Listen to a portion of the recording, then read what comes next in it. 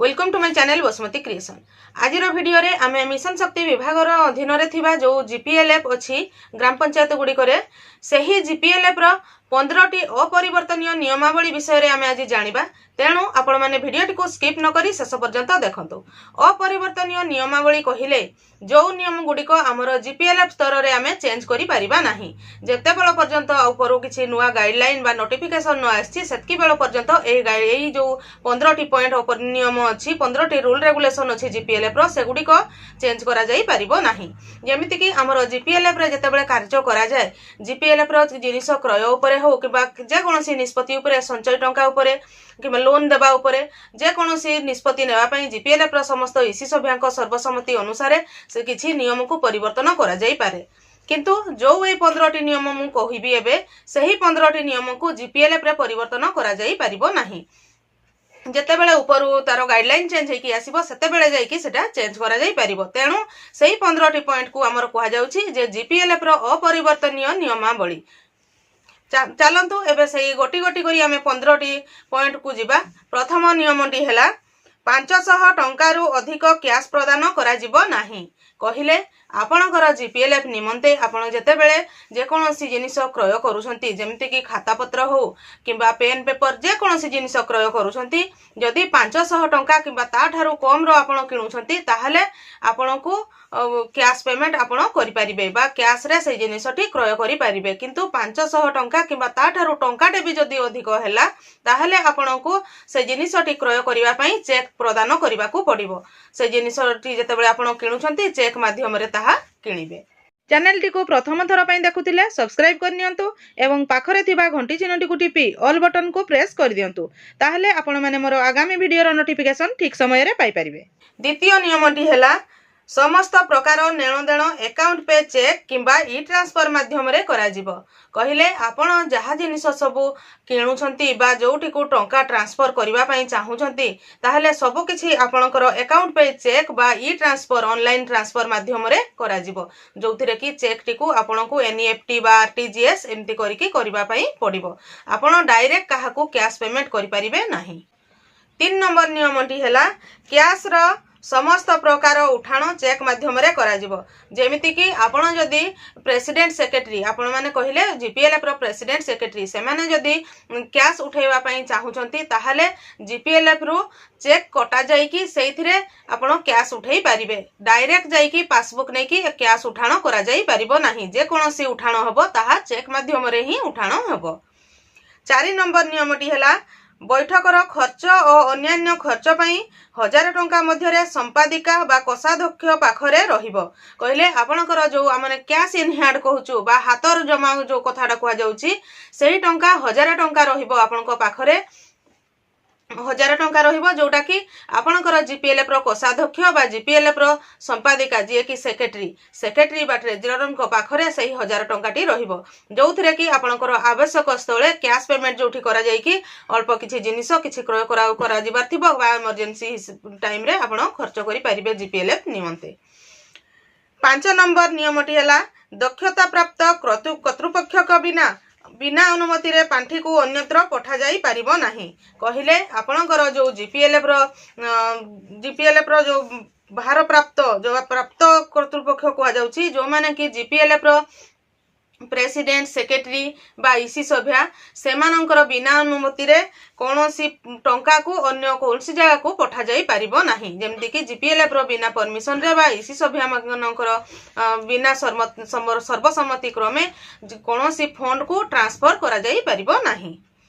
6 number point हैला जीपीएलएफ रो खाता पत्र को नष्ट करा जिवो नाही कि बदला जिवो नाही। खाता सरी गले पुराना खाता को ऑडिट पई रखा जिवो। जेते बेले मन करतु आपणकर जीपीएलएफ रो रिजोल्यूशन खाता कि जे कोनोसी खाता सरी जाउची सेही खाता को आपण डिस्पोज करिवे नाही बा सेउडा को एपट सपोर्ट करिवे नाही। सेही खाताटी को गुटे नुवा खाता रे आपण लेखिबे। एटा जदी 1 नंबर थिला ताहले सेटा को 1 नंबर रो बी 1 नंबर रो A C D A type रो आपण को लेखिकी पुराना खाताटी को ऑडिट पाई आपण को साइती करके रखिबा पाई पड़िबो। 7 नंबर नियमटी हैला समस्त प्रकार बिल भाउचर को सभापति संपादिका द्वारा जांच करा जिवो एवं पास फॉर पेमेंट करा जिवो। आपणकर जते जिनिस क्रय होउछि सेही जिनिस गुडिकर बिल को आपणकर सभानेत्री संपादिका सब गुडिको जांच करिवे एवं पास फॉर पेमेंट करिकि पास फॉर पेमेंट रो स्टाम्प पकेकी पास फॉर पेमेंट करिकि सेथिरो पेमेंट करा जिवो। 8 नंबर नियमटी हैला काहारी को अग्रिम पेमेंट करा जिवो नाही एवं समस्त कार्यक्रम एसएचजी सीएलएफ आयोजित करिवे। कहले जीपीएलएफ रो एडवांस पेमेंट अग्रिम पेमेंट कहले एडवांस पेमेंट सिस्टम जीपीएलएफ रे नाही। एडवांस काहा को टंका दिया जिवो नाही। जदि जे कोनसी कार्य एसएचजी किबा सीएलएफ माध्यम रे होउची से माने प्रथमे सेही टंका को खर्च करिकि से जेमति कि मॉड्यूल ट्रेनिंग रो दायित्व हो किबा जे कोनसी विजिट रो दायित्व हो जे कोनसी एसएचजी सेही दायित्वटी को नेइथिबे निजे खर्च करिथिबे खर्च करी सारिला परे सही माने बिल भाउचर जतबेले जीपीएलएफ को सबमिट करिवे तापरे जीपीएलएफ रु सही टंकाटी से माने पाई परिबे किंतु सही एसएचजी को खर्च करिया पई आगरु एडवांस किछि टंका दिया जिवो नाही। 9 नंबर नियमटी हैला जीपीएलएफ रो नथिपत्र कारोबार अनुसार प्रतिदिन अपडेट करा जिवो एवं नेत्रींक द्वारा स्वाक्षर करा जिवो।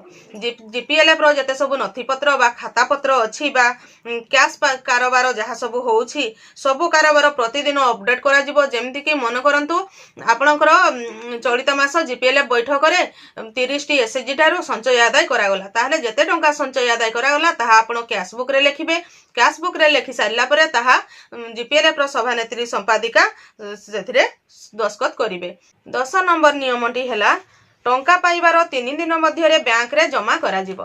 कहले आपणकर जीपीएलएफ जदि बैठक 20 तारिख रे होउछि ताहले 20, 21, 22 आपण 23 तारिख मध्य रे सेही संचय टंकाटी को आपणकर जीपीएलएफ रो आईबी अकाउंट रे डिपॉजिट करबा को पड़िबो किंबा आपणकर जीपीएलएफ जदि जे कोनसी प्रकार प्राप्ति कैश आकार रे करूछंती ताहले जो अकाउंट रे जो टंका को डिपॉजिट करबा कथा आपण सेही टंका रिसीव करिवार 3 दिन मध्य रे डिपॉजिट करिवे।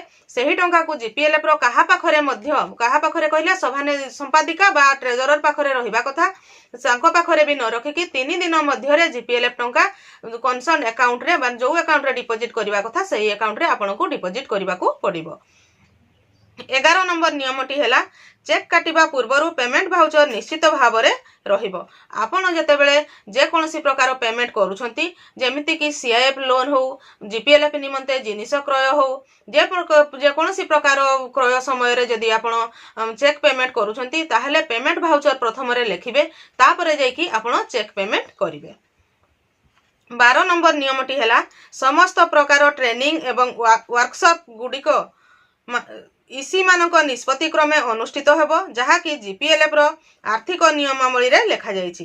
कहले जीपीएलएफ रो जहा किछि ट्रेनिंग हेबो बा जे कोनसी वर्कशॉप हेबो सब किछि पई जीपीएलएफ रो समस्त इसी सर्वसम्मति अनुसार जीपीएलएफ रो समस्त कार्य करा जिवो। 13 नंबर नियमटी हैला ओडिशा जीविका मिशन द्वारा धार्य नियम अनुसार क्रय एवं संग्रह कमिटी जिनिस क्रय करिवो। कहले जीपीएलएफ रो जो ओएलएम रो जो गाइडलाइन अछि सेही गाइडलाइन अनुसार जीपीएलएफ रो जे कोनसी जिनिस क्रय करा जिवो सेथिरे जीपीएलएफ रो क्रय संग्रह जो कमिटी अछंती सेही कमिटी रो सभ्या माने सेही जिनिस को क्रय करिवे। जेमति तांकर नीति नियम अछि कोटेशन आनी कि से जिनिस गुडी को से माने क्रय कराइबे। 14 नंबर नियमटी हैला जीपीएलएफ रो मासिक एवं त्रैमासिक रिपोर्ट को तार उपरस्थ अनुष्ठान रे दाखल करा जिवो। कहले जीपीएलएफ रो प्रति मास जो मासिक प्रगति विवरणी बा एमपीआर प्रस्तुत करा जाय कि ताहा तांकर उपरस्थ अधिकारी को प्रति मास ठीक समय रे पठा जिवो। ता सहित त्रैमासिक 3 मास को थरे जाउथबा जो रिपोर्ट सेही रिपोर्ट को मध्य उपरस्थ अधिकारी को ठीक समय रे जीपीएलएफ रो प्रदान करा जिवो। 15 नंबर नियमटी हैला जीपीएलएफ रो समस्त प्रकार आर्थिक नेणदेण रे बीएमएमयू स्टाफ मानकर स्वाक्षर रहिबा दरकार एवं एथि सहित जीपीएलएफ रो अधिवेशन खाता रे विभिन्न पेमेंट किंबा निष्पत्ति करण रे बीएमएमयू स्टाफ कर स्वाक्षर करा जिवो। जीपीएलएफ रो ईसी आरजीबी सभा रे बीएमएमयू स्टाफ रही सहयोग करिवे।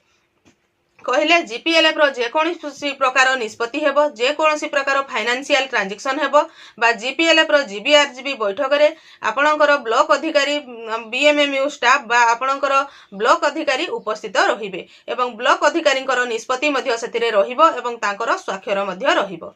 म आशा करूछि आपण माने जीपीएलएफ रो अपरिवर्तनीय नियमावली 15 टी कोन अछि से विषय रे डिटेल्स जानि पारिथिबे। जदि को पॉइंट रे आपण बुझी पारु नाहंती ताले कमेंट सेक्शन रे कमेंट करके जणांतु मु आगामी वीडियो मानकर तारो डिटेल्स आपण मानकु देबी। आजिर वीडियो रे बास एतिकी। आजिर वीडियो टी को आपण शेष पर्यंत देखिथिबारु आपनकु बहुत बहुत धन्यवाद। नमस्कार।